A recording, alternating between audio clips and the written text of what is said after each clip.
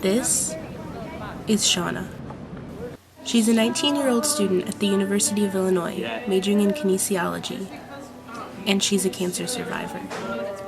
When she was 10 years old, the bottom portion of her right leg was amputated. Now she uses a prosthetic leg to get around, along with a wheelchair for longer distances. The University of Illinois is considered one of the most wheelchair-friendly campuses. According to the website of the university's Disability Resources and Educational Services, the U of I had the first wheelchair-accessible fixed-route bus system, the first accessible university residence halls, the first collegiate adapted sports program for students with disabilities, and many other impressive firsts.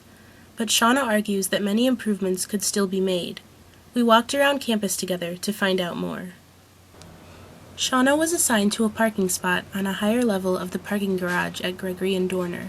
However, she has always parked on the first level because the elevator at this location is closed on weekends. While Shauna is able to walk up the stairs, most other students using a wheelchair do not have this advantage. Even she would have to carry her wheelchair to get to the upper level. After checking out the parking garage, we went to several campus buildings and explored their problems with accessibility. As a kinesiology major, Shauna needs to take classes in molecular and cellular biology, including Intro to Human Physiology and its accompanying lab. Students enrolling in these classes need to find room 252 in Davenport Hall. Upon entering through Davenport's wheelchair-accessible entrance, we found a plain white hallway. We have no idea where we are in the building, and there are no signs to point us in the right direction. While other students may come in any door at Davenport, a student using a wheelchair must use this door. I have no idea if I'm going the right way. We continue down the hallway, searching for room 252 with still no signs of an elevator. Alright. Yeah, I'm gonna go over it. I know where your elevator is. Okay, so this is the front of the building. Right. We locate the elevator, but Shauna knows that Davenport is a confusing building. She's not exactly sure which direction to go from there.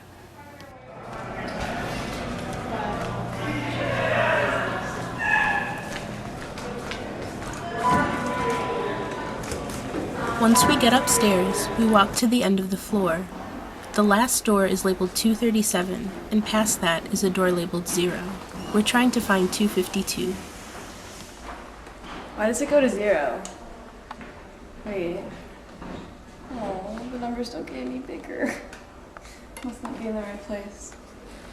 I don't know where to go from here.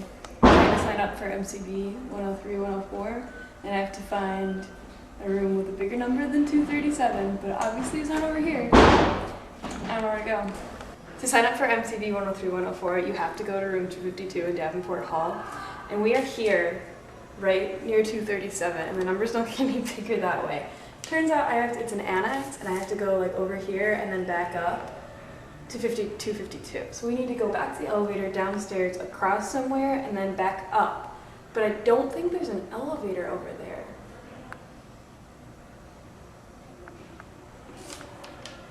I don't know. Let's go find out.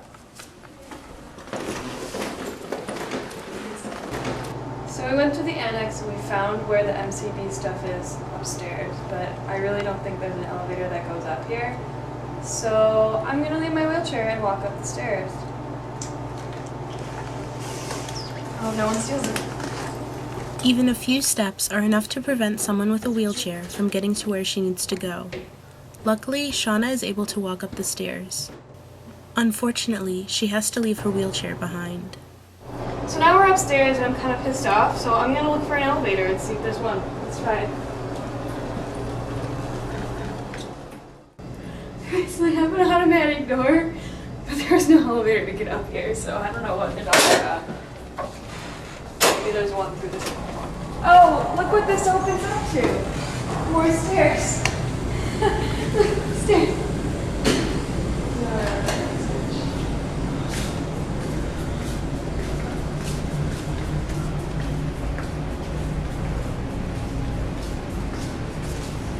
We're in the chem annex? We're in the chem annex!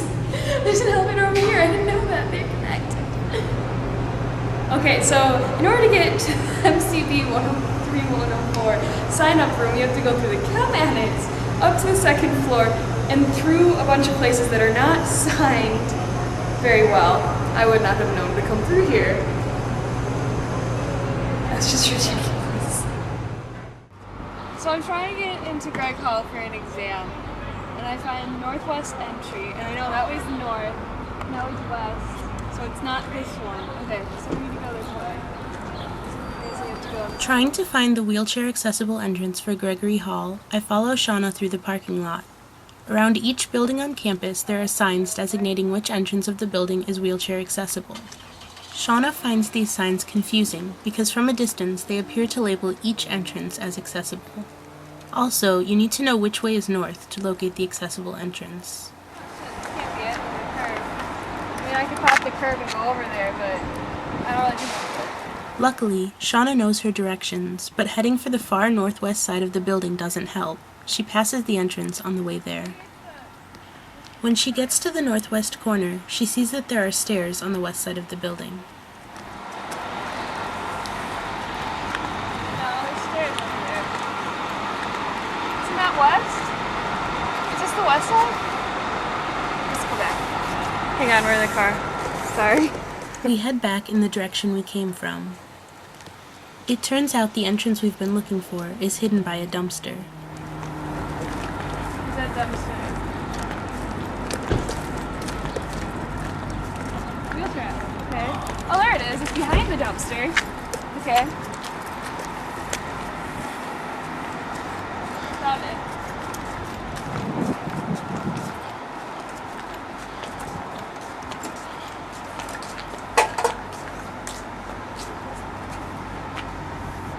Alright, we're in. We're finally able to get into Gregory, but the accessible entrance opens to the basement, not the first floor. The first time Shauna came into this building, she thought she was on the first floor. Even once she discovered she was in the basement, the elevator is hard to spot. So I just walked past this because it looks like a door. I didn't see the buttons.